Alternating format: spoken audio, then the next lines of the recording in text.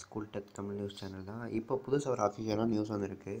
என்ன நியூஸ்ன்னு பார்த்தீங்கன்னா, பிரேக்கிங் நியூஸாக வந்து ஒரு சேனல் என்ன போட்டிருக்காங்கன்னா, ஜனவரி 17 முதல் பள்ளிகள் திறப்பு அப்படின்னு போட்டிருக்காங்க. நிறையா சமூக வலைத்தளங்களுக்கு வந்து இது ரொம்ப வேகமாக பரவிட்டு இருக்கு. நான் ஒன்றே ஒன்று சொல்லிக்கிறேன்.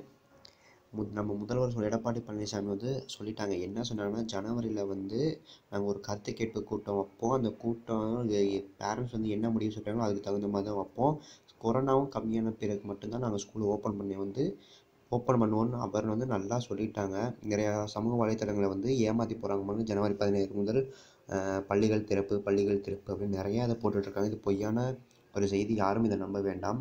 ஸோ நீங்களே இதை நீங்கள் வந்து பார்த்தாவே தெரியும். உங்களுக்கு ஒரு ஃபேக்கான நியூஸ் மாதிரி தான் உங்களுக்கு தெரியுது. இது நல்லா வந்து மேக் பண்ணியிருக்காங்க. இது நல்லா வந்து தெளிவாக தெரியுது. நல்லா மேக் பண்ணியிருக்காங்க. எந்த ஒரு லோகோவுமே இல்லை பாருங்கள்.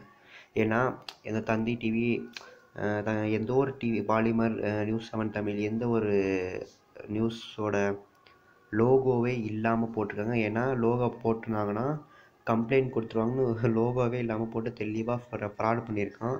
இதை யாரும் நம்ப வேணாம். ஸோ இது மாதிரி உண்மையான செய்தி மட்டும் நான் சொல்லக்கூடிய சேனலை சப்ஸ்கிரைப் பண்ணி வச்சுக்கோங்க. அது நம்ம சேனலும் கூட தான்.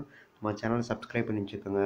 பக்கத்தில் உள்ள பெல் ஐக்கானும் ப்ரெஸ் பண்ணி வச்சுக்கோங்க. அப்போ தான் நான் போகிற உண்மையான உடனுக்குடன் ஸ்கூல் செய்தி வந்து டக்குன்னு தெரிஞ்சுக்க முடியும். ஓகேவா சில்ட்ரன்ஸ்?